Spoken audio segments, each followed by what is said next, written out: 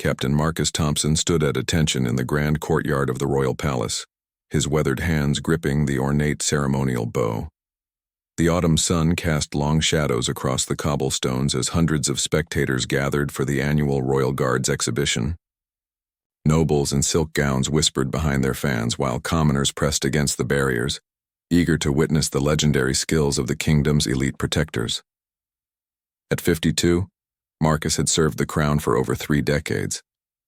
His broad shoulders bore the weight of countless missions, and his gray-streaked beard told stories of battles fought in distant lands. Yet today something felt different. A tremor in his right hand, barely noticeable to others, sent waves of concern through his mind. The injury from last month's skirmish with border raiders had healed, but the damaged nerve still caused occasional spasms. "Ladies and gentlemen," announced the royal herald, his voice echoing across the courtyard, "presenting Captain Marcus Thompson, veteran of the northern campaigns and protector of our beloved sovereign." The crowd erupted in polite applause, though Marcus noticed the lukewarm enthusiasm compared to the thunderous cheers that had greeted the younger guards' demonstrations.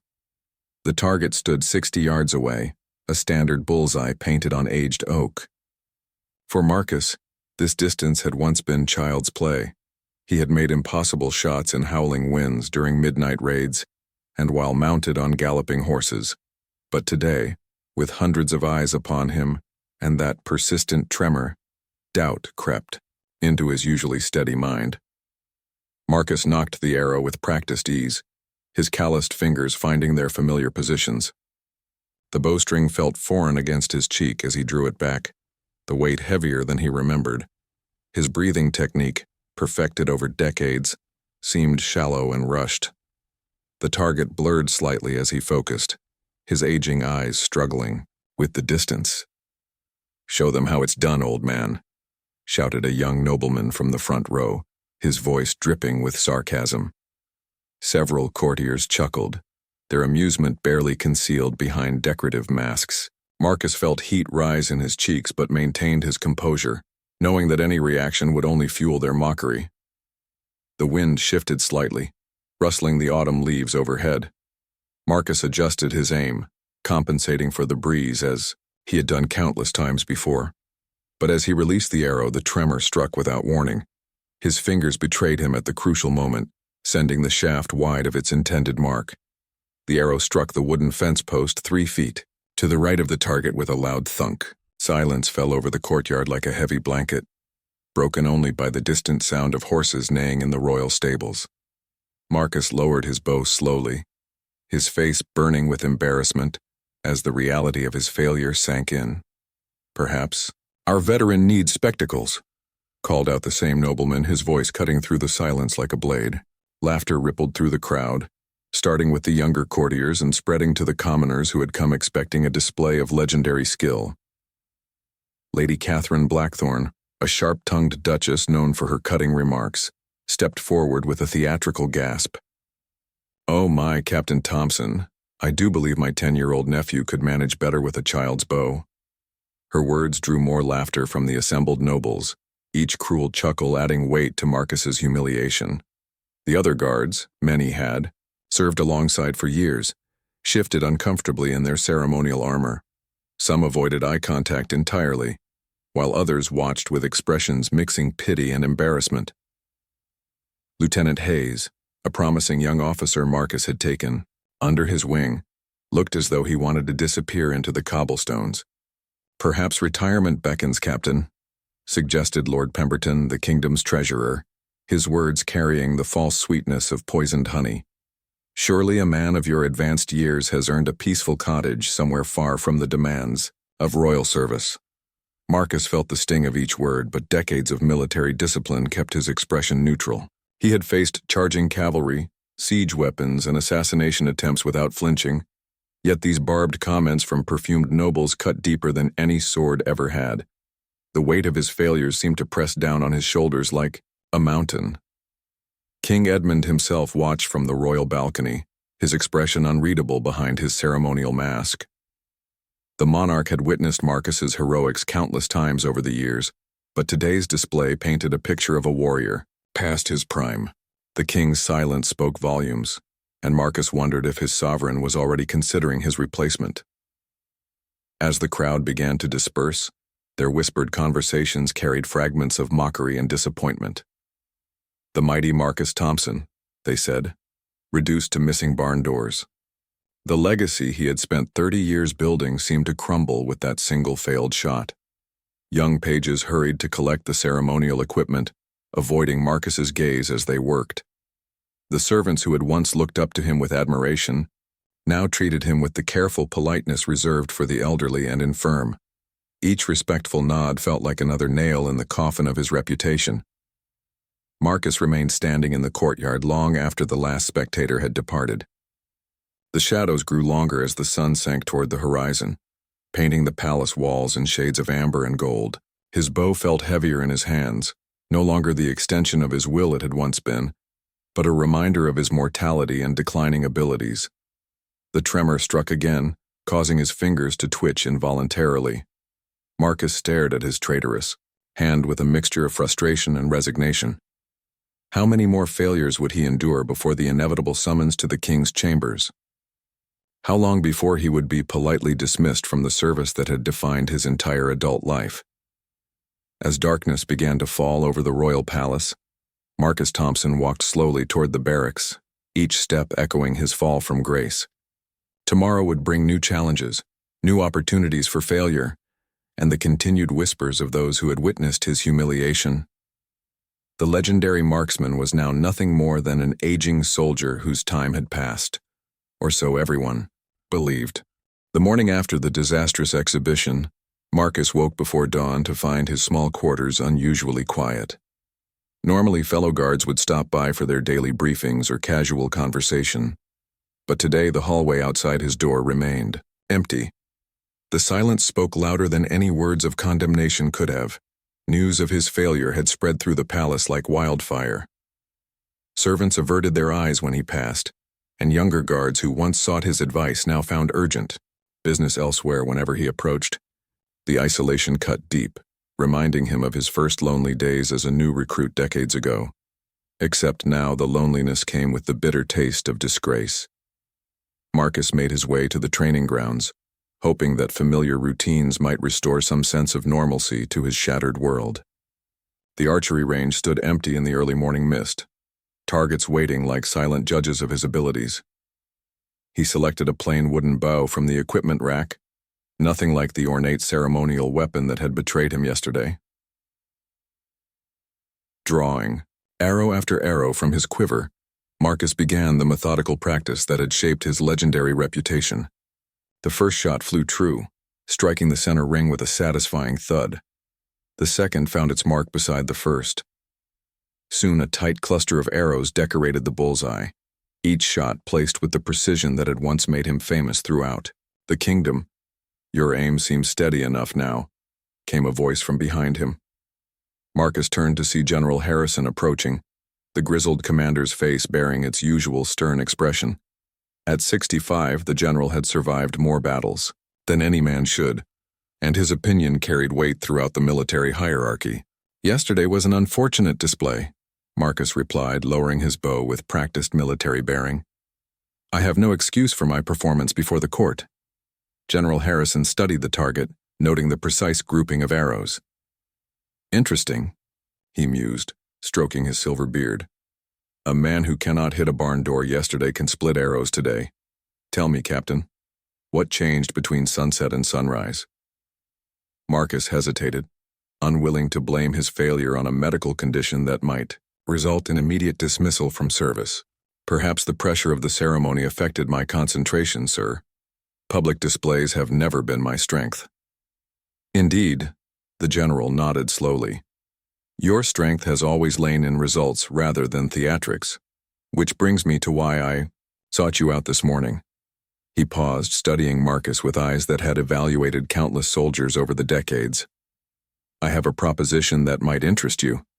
The general explained that the kingdom's military academy was struggling with its advanced marksmanship program. Recent graduates showed poor shooting skills despite months of training, and their instructors seemed unable to bridge the gap between basic competency and true expertise. The academy needed someone with real combat experience to revolutionize their approach to weapons training. The position would be unofficial, General Harrison continued. No fanfare, no ceremony, just practical instruction for soldiers who need to stay alive in real combat. The pay is modest, and there would be no glory in it. Simply the satisfaction of preparing young men and women for the realities of warfare. Marcus felt a spark of interest for the first time since yesterday's humiliation. Teaching had always appealed to him, though his royal duties had left little time for formal instruction. The opportunity to shape the next generation of soldiers, to pass on hard-won knowledge and life-saving techniques, offered a purpose beyond his own reputation. "When would I begin, sir?" Marcus asked, surprised by his own eagerness. "Immediately, if you accept. The current class of advanced students is hopeless. 3 months of training and they still shoot like farmers with pitchforks. Their instructor, Sergeant Bradley, is competent enough with basic drills, but he lacks the combat experience to teach them what they really need to know." The general's words carried an undertone of urgency that Marcus recognized from countless military briefings. "Is there a particular reason for the rush, sir?" General Harrison's expression grew more serious. "Intelligence reports suggest border tensions are escalating. Within 6 months, we may need every trained marksman we can field. These academy graduates could mean the difference between victory and catastrophe, but only if they can actually hit their targets when it matters." Marcus nodded, understanding. He had seen too many promising young soldiers fall in their first battles because their training failed to prepare them for real combat conditions. The controlled environment of academy ranges bore little resemblance to the chaos of actual warfare, where split-second decisions and impossible shots often determined who lived and who died. "I accept the position, General. When do I meet the students?" "This afternoon." "Fair warning, Captain. They are cocky, overconfident, and convinced they already know everything worth knowing about marksmanship. Yesterday's performance at the IQ exhibition has already reached their ears, and they may not be inclined to respect an instructor who cannot perform before crowds." Marcus felt his jaw tighten at the reminder of his public failure, but he forced himself to remain calm. "I understand, sir. Perhaps their preconceptions will work in my favor. Students who underestimate their instructor often learn the most valuable lessons." General Harrison smiled for the first time during their conversation, spoken like a true teacher. "Very well, Captain Thompson. The academy is yours to run as you see fit. Use whatever methods you deem necessary to prepare these soldiers for real combat. The kingdom's safety may depend on your success." As the general departed, Marcus remained alone with his thoughts and the target full of perfectly placed arrows. The whispers and mockery of the previous day still stung, but a new purpose was beginning to take shape in his mind. The court nobles might laugh at his ceremonial failure, but they had never faced enemy arrows in the heat of battle. He pulled his arrows from the target, each one straight and true despite being fired with the same hands that had betrayed him yesterday. The tremor was an inconvenience, nothing more. Years of training and muscle memory could compensate for any physical limitation, as long as he had time to prepare and concentrate without the pressure of hundreds of critical eyes. Taco academy position offered more than just employment. It provided an opportunity to prove that his worth extended far beyond a single public display. In the quiet of the training grounds, away from the cruel laughter of courtiers, he could shape soldiers who might one day save the kingdom. That possibility was worth more than all the ceremonial applause in the world. Marcus gathered his equipment and headed toward the academy grounds, his stride more confident than it had been since yesterday's disaster. The students waiting for him there would soon learn that there was a significant difference between shooting at painted targets and training warriors for real combat. Their education was about to begin in earnest. The military academy's training grounds buzzed with the confident chatter of 20 advanced students as Marcus approached that afternoon. These young men and women, ranging from 18 to 25 years old, represented the finest marksmen from their respective basic training companies. Their uniforms were crisp, their postures proud, and their expressions carried the unmistakable arrogance of those who believed they had already mastered their craft. Sergeant Bradley, the outgoing instructor, greeted Marcus with obvious relief. "Thank the heavens you're here, Captain. These students think they know everything about archery because they can hit stationary targets at measured distances. They've never faced moving targets, combat conditions, or real pressure situations. As Marcus surveyed the group, he noticed several students exchanging knowing glances and barely suppressed smirks. Word of his exhibition failure had clearly preceded him, and their body language suggested they viewed his appointment as evidence of the Academy's declining standards. "Attention!" Sergeant Bradley called out, though the students' response lacked the crisp unity Marcus expected from advanced trainees. Several continued their conversations for several seconds before grudgingly falling silent. "This is Captain Marcus Thompson, your new instructor," Bradley announced. "He brings 30 years of combat experience to your training." A young man with lieutenant's stripes on his sleeve stepped forward slightly, his voice carrying thinly veiled disrespect.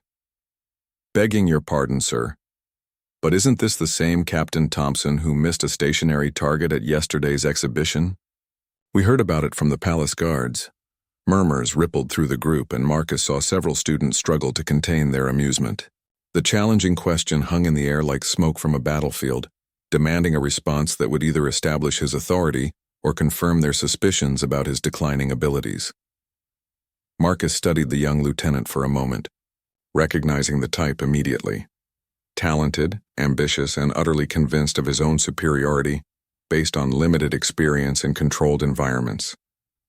These students needed more than instruction. They needed a demonstration of what real expertise looked like. "Lieutenant Morrison, isn't it?" Marcus said calmly, having remembered the name from the roster. "You're correct about yesterday's exhibition. I did miss the target quite spectacularly.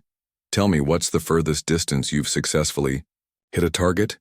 Lieutenant Morrison's chest puffed with pride. 120 yards, sir. Dead center. Witnessed by the entire advance class." "Impressive." Marcus nodded approvingly. "And under what conditions did you achieve this remarkable shot?" "Perfect weather, sir. Clear skies, no wind, optimal lighting conditions."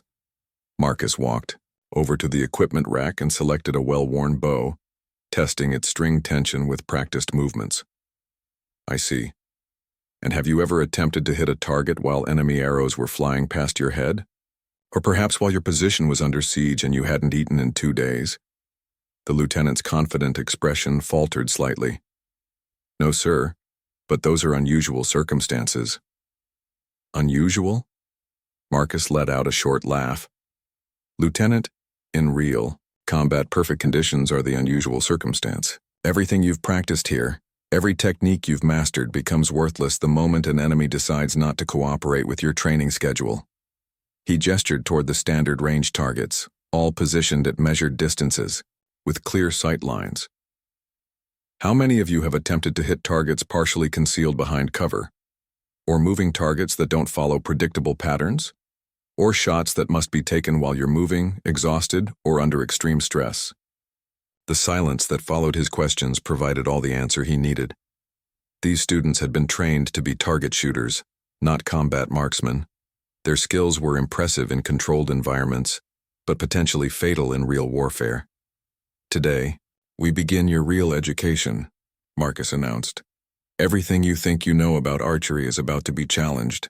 Some of you will rise to meet those challenges, and some will discover that peacetime accuracy means nothing when lives depend on your shots." He walked to a position 40 yards from the nearest target, a distance the students would consider elementary. "Lieutenant Morrison, please demonstrate your shooting form for the class." The young officer selected his personal bow and approached the firing line with confidence. His stance was textbook perfect, his draw smooth and controlled. The arrow flew straight and true, striking the center ring with precision that drew approving nods from his classmates. "Excellent form," Marcus acknowledged. "Now observe the difference between target shooting and combat marksmanship." Without warning, Marcus spun away from the targets and drew his bow in a single fluid motion. His arrow flew across the training ground and struck a small metal bell hanging from a pole 60 yards away, setting it ringing clearly in the afternoon air. The shot had taken less than 3 seconds from the moment he had turned around. The students stared in stunned silence, their earlier smugness evaporating like morning mist. The target Marcus had chosen was half the size of their standard bullseyes and positioned at an awkward angle that required precise judgment of distance and trajectory. Combat rarely allows you the luxury of perfect stance and careful aim, Marcus explained, knocking another arrow. Sometimes you have seconds to identify, target, and eliminate a threat while under fire yourself. He drew and released again, this time while walking sideways. The arrow struck a wooden post 30 yards away, hitting a knot in the wood no larger than a coin. A third shot, fired while stepping backward and slightly off balance, found its mark on a practice shield propped against a distant wall. Your training has taught you to be accurate under ideal conditions, Marcus continued, setting down his bow. My job is to teach you to be deadly under any conditions. The enemy will not wait for you to achieve perfect form, and battlefield. Targets will not stand still while you calculate distance and wind speed. Lieutenant Morrison's earlier arrogance had completely disappeared, replaced by genuine curiosity and growing respect. Sir, how do you maintain accuracy while moving? Everything we've learned emphasizes stable positioning and careful aim. Instinctive shooting, Lieutenant. After enough practice, your body learns to calculate distance, trajectory, and timing, without conscious thought. But it requires abandoning many of the techniques you've been taught and developing new muscle memory based on combat situations. Marcus gestured toward the standard targets that had dominated their previous training. Those painted circles have made you predictable. A real enemy doesn't wear a bullseye painted on his chest, and he certainly won't stand motionless while you take your time aiming. He began outlining his training philosophy, explaining how combat archery differed from ceremonial or sporting applications. Speed and adaptability mattered more than perfect form. Situational awareness was as crucial as accuracy. The ability to make split-second decisions often determined survival, more than technical precision. Over the next few weeks, we will train under conditions that simulate real combat, Marcus announced. You will shoot while tired, while moving, while under pressure, and while facing unexpected challenges. Some of you will discover abilities you never knew you possessed. Others will learn the limits of their current skills. As the afternoon sun began to cast longer shadows across the training grounds, Marcus saw a transformation beginning in his students' attitudes. The mockery and disrespect had been replaced by genuine attention and growing excitement about the challenges ahead. Class dismissed for today, he announced. Tomorrow morning we begin with moving targets and combat scenarios. Come prepared to forget everything you think you know about archery. As the students dispersed, their conversations buzzed with excitement rather than derision. Marcus remained behind, cleaning his equipment with the methodical care of a professional warrior. Yesterday's humiliation at the Royal Exhibition seemed like a distant memory, replaced by the satisfaction of finding his true calling as an instructor of combat skills. 3 weeks into Marcus's intensive training program, the academy grounds had transformed into something resembling a battlefield. Traditional archery targets had been replaced by moving mechanisms, camouflaged obstacles, and scenarios designed to simulate the chaos of actual combat.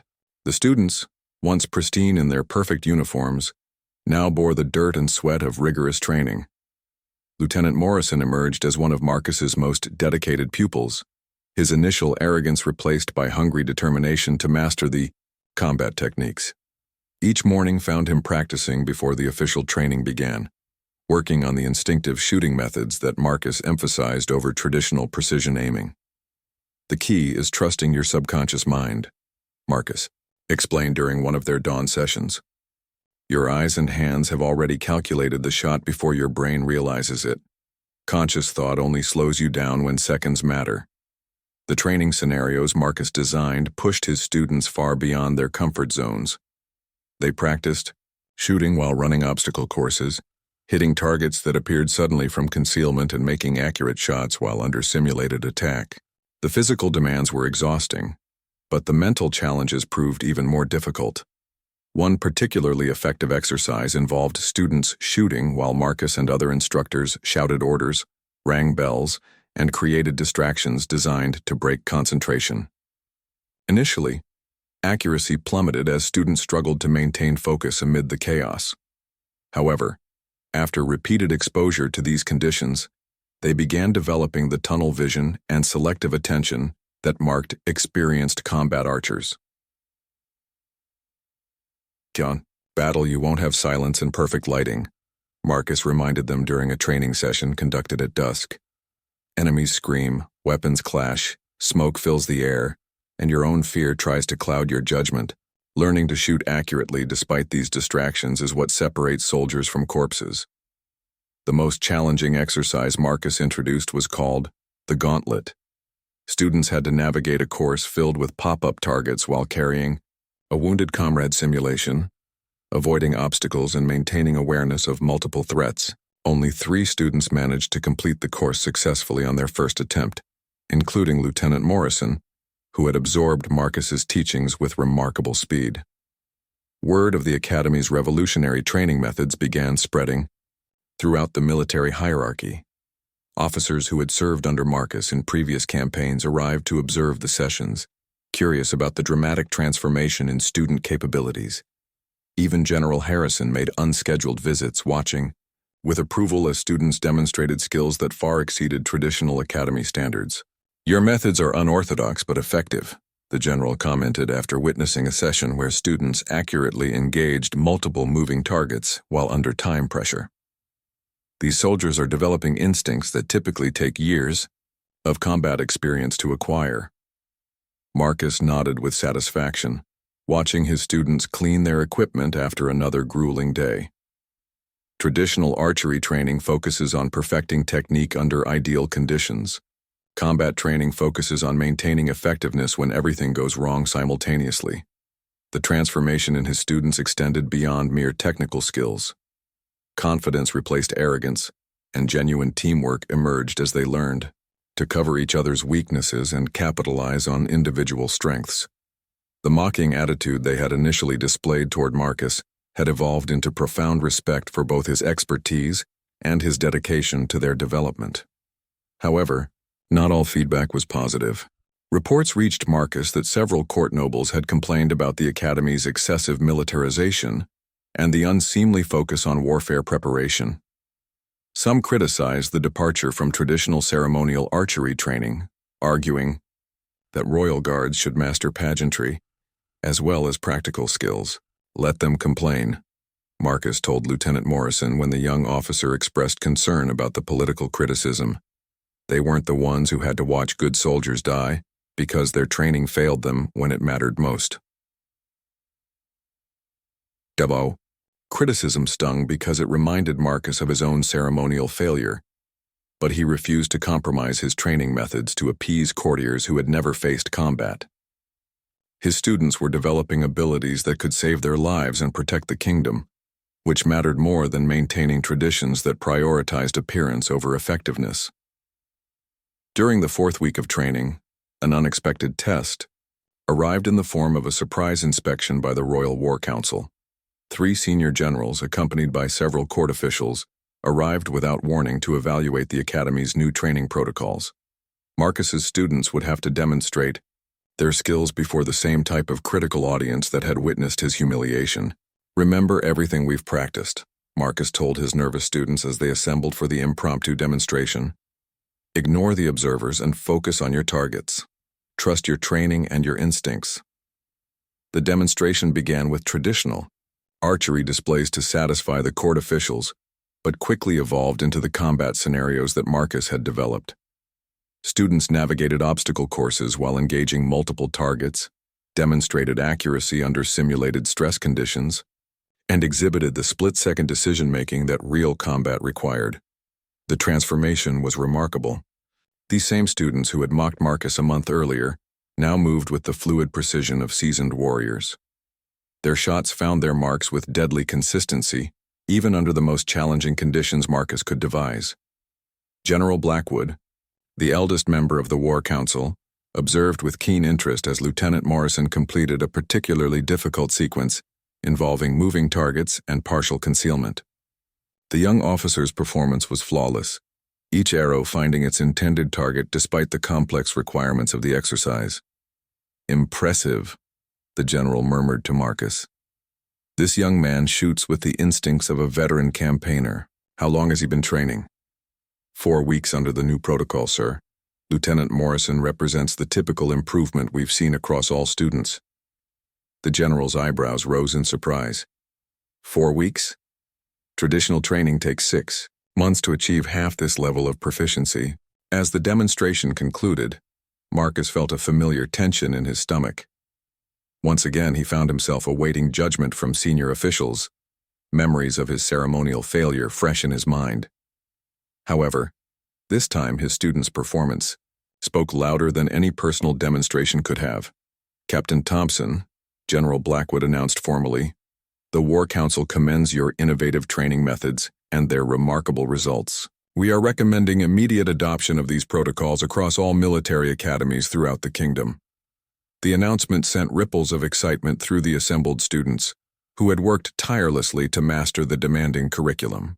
Their pride was evident, but more importantly, they now possessed skills that could keep them alive in real combat situations. As the officials departed, Lieutenant Morrison approached Marcus with obvious gratitude. "Sir, I owe you an apology for my initial attitude. I thought I was already an accomplished archer, but you've shown me the difference between target shooting and warrior training." Marcus smiled, remembering his own journey from ceremonial guard to combat instructor. "Lieutenant, the best students are those who realize how much they still have to learn. Your willingness to question your assumptions and embrace new methods has made you dangerous to enemies and valuable to your kingdom." The success of the demonstration marked a turning point not just for Marcus's career, but for military training throughout the realm. His methods would soon be teaching soldiers across the kingdom, preparing them for the realities of warfare rather than the fantasies of ceremony. 2 months after the War Council's approval of Marcus's training methods, urgent news arrived that would test his students' skills in the most serious way possible. Border scouts reported massive troop movements from the neighboring kingdom of Valdris, with intelligence suggesting an imminent invasion. The long-feared conflict was about to begin, and Marcus's recently trained marksmen would face their first real combat within days. General Harrison summoned Marcus to an emergency strategy meeting in the war room, where maps covered every available surface and senior officers huddled around tactical displays. The situation looked grim. Valdris had assembled an army twice the size of the kingdom's available forces, with particular strength and heavy cavalry that could devastate traditional defensive formations.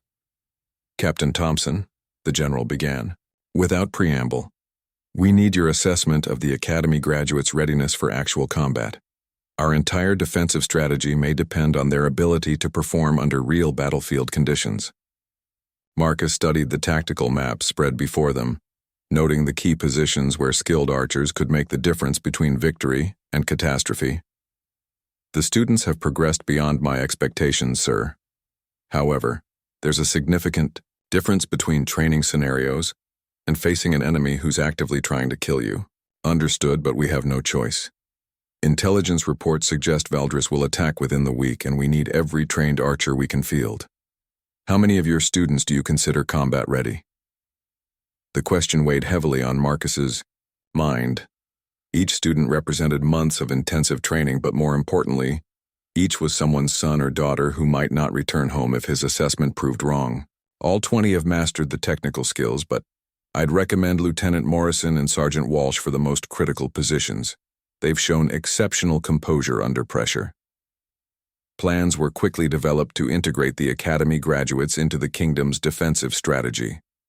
Marcus's students would be positioned at strategic points along the anticipated invasion route, where their enhanced marksmanship skills could disrupt enemy formations and provide crucial support for the main defensive lines. Word of the impending conflict reached the students that evening, transforming their usual training session into something resembling a final preparation. The joking and casual conversation that typically accompanied their exercises disappeared, replaced by the focused intensity of soldiers preparing for battle.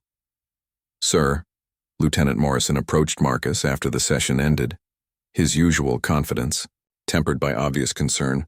"Are we really ready for this? Everything we've trained for suddenly seems inadequate when facing actual warfare."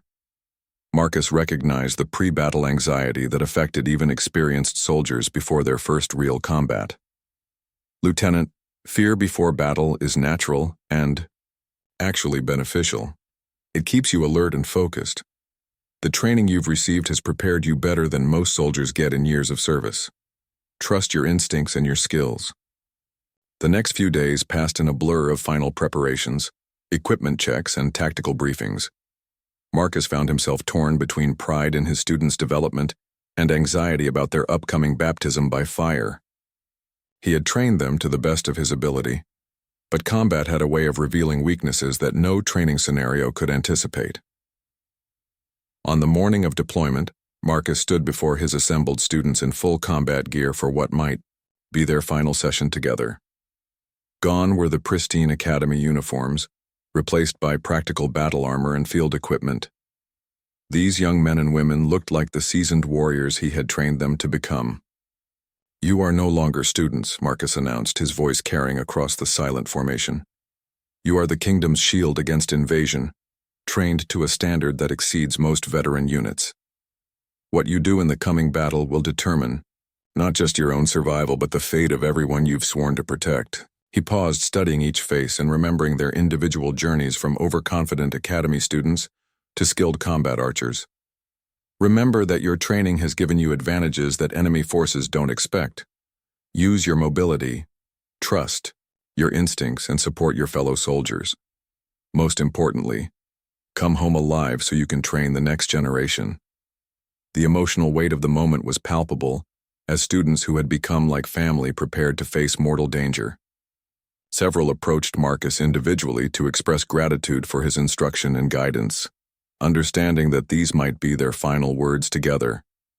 As the military units began moving toward their assigned positions, Marcus received unexpected orders to accompany the force as a tactical advisor. General Harrison had decided that his combat experience and knowledge of the students' capabilities made him too valuable to remain safely at the academy. The march to the border took 2 days, during which Marcus observed his former students adapting to the realities of military campaigning. They maintained their equipment properly, supported struggling comrades, and demonstrated the discipline he had worked to instill during their training. Whatever happened in the upcoming battle, they were conducting themselves as professional. Soldiers' intelligence reports continued arriving throughout the march, painting an increasingly dire picture of enemy strength and intentions. Valdres had committed their finest units to this invasion, including elite cavalry formations and seasoned infantry companies that had conquered 3 neighboring territories in the past 5 years. On the evening before the anticipated battle, Marcus found Lieutenant Morrison and several other former students maintaining their equipment around a small campfire. The young officer looked up as his former instructor approached, gesturing for him to join their circle. "We were just discussing the training scenarios you put us through," Morrison explained. "The obstacle courses, the moving targets, the pressure, drills. Everything seemed impossibly difficult at the time, but now they feel like preparation for exactly this situation." Marcus settled beside the fire, noting the calm determination in his students' faces. Those exercises were designed to simulate the chaos and unpredictability of real combat. Tomorrow you'll discover whether the training was sufficient, but I have complete confidence in your abilities. As conversation continued around the fire, Marcus felt a deep sense of satisfaction despite the approaching danger. These young people had transformed from arrogant academy students into competent warriors capable of protecting their homeland. Whatever tomorrow brought, he had given them the best preparation possible. The night passed slowly, filled with final equipment checks and quiet conversations between soldiers who might not see another dawn. Marcus spent the hours reviewing tactical plans and ensuring his former students understood their critical roles in the kingdom's defensive strategy. As dawn approached, bringing with it the sound of enemy forces moving into position, Marcus gathered his thoughts and prepared for what could be the ultimate test of his training methods. The battle that was about to begin would determine whether his revolutionary approach to combat instruction could produce warriors capable of defending their homeland against overwhelming odds. The transformation from mocked royal guard to respected military instructor was complete, but the true measure of his success would be written in the coming hours by the arrows of his former students. Dawn broke over the battlefield with an eerie silence that made every soldier's nerves tense with anticipation. The Valdris army had positioned itself across the valley floor, their banners fluttering in the morning breeze like harbingers of death.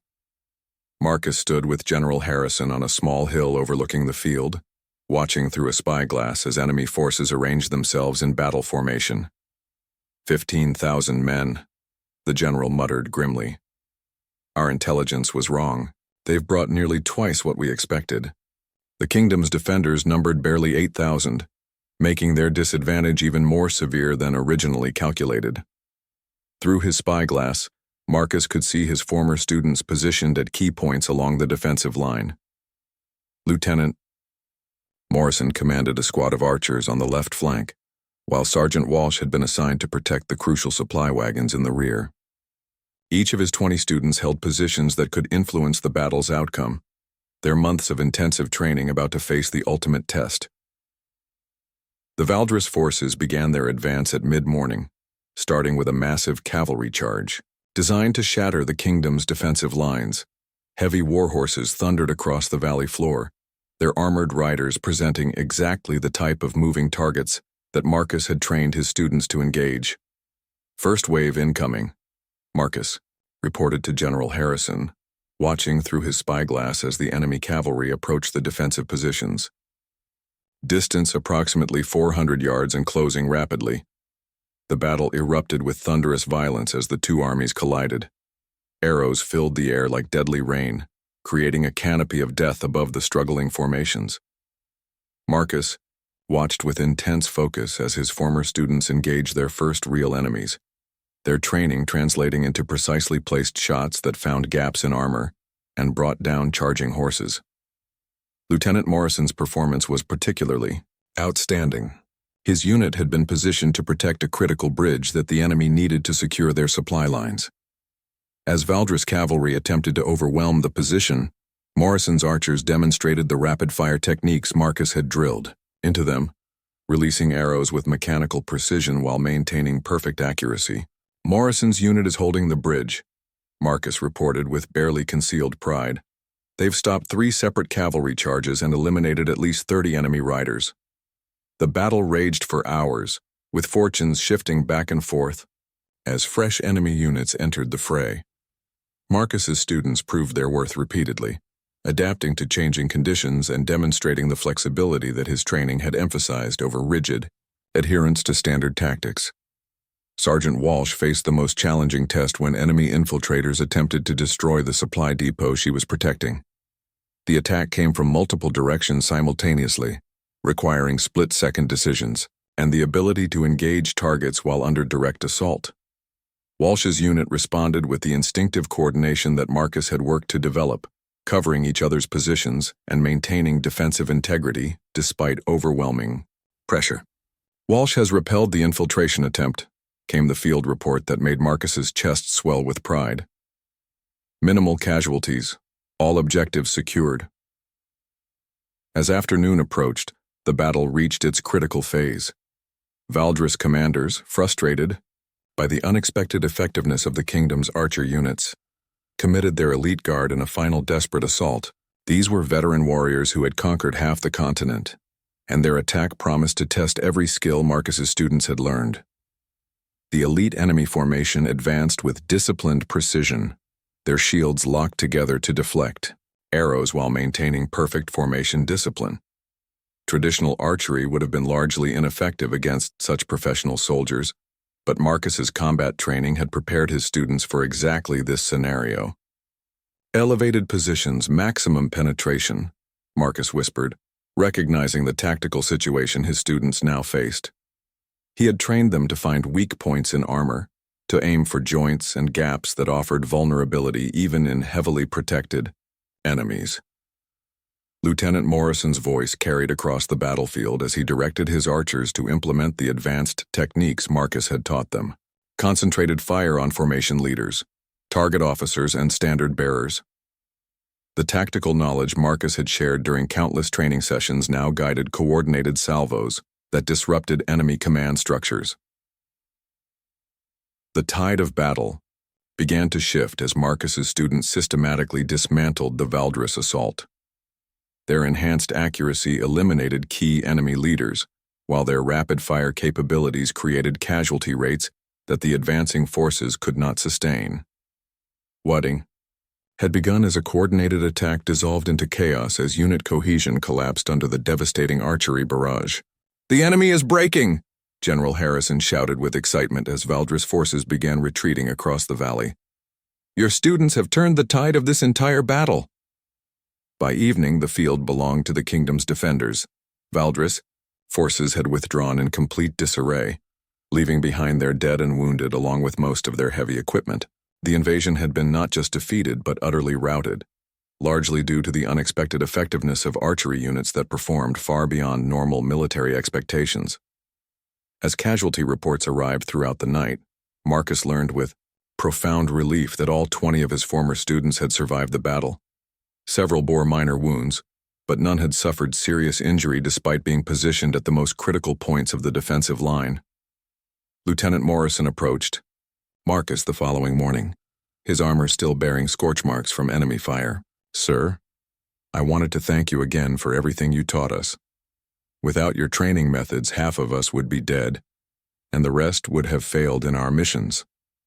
You succeeded because you trusted your training and supported each other," Marcus replied, genuinely moved by the young officer's gratitude. "Everything I taught you was useless until you proved willing to apply it under real conditions." Word of the decisive victory spread throughout the kingdom within days, along with detailed accounts of how the enhanced archery training had made the difference between defeat and triumph. The same court nobles who had mocked Marcus's ceremonial failure now praised his revolutionary training methods as having saved the realm from conquest. King Edmund himself summoned Marcus for a private audience, where the monarch expressed his gratitude for the development of military capabilities that had preserved the kingdom's independence. "Captain Thompson, your student's performance in battle has demonstrated the value of practical training over ceremonial display. We are promoting you to Master of Arms for all military academies throughout the realm." The irony was not lost on Marcus as he accepted the highest military training position in the kingdom. The same tremor that had caused his public humiliation at the royal exhibition had led to his discovery of a true calling as an instructor of combat skills. His failure in ceremony had become the foundation for his greatest success in preparing warriors for real battle. Months later, as Marcus observed, new classes of students training under the methods he had developed, he reflected on the unexpected path his career had taken. The mocking laughter of court nobles seemed like a distant memory, replaced by the satisfied knowledge that his work was creating soldiers capable of defending their homeland. Lieutenant Morrison, now promoted to captain for his battlefield performance, served as Marcus's assistant instructor, helping to train the next generation of combat archers. The transformation from overconfident academy student to respected military leader demonstrated the potential that proper training could unlock in dedicated individuals. The royal exhibition that had marked Marcus's apparent decline now seemed like the necessary catalyst for discovering his true purpose. Sometimes the greatest failures led to the most meaningful successes, and the skills that mattered most were those that could only be proven when lives hung in the balance. As the sun set over the academy training grounds, Marcus watched his new students practicing the combat techniques that had saved the kingdom. The man who had once been mocked for missing a ceremonial target had become the master instructor whose methods produced the realm's finest warriors. His legacy would be measured not in court applause, but in the lives his training had saved and the freedoms his students had preserved.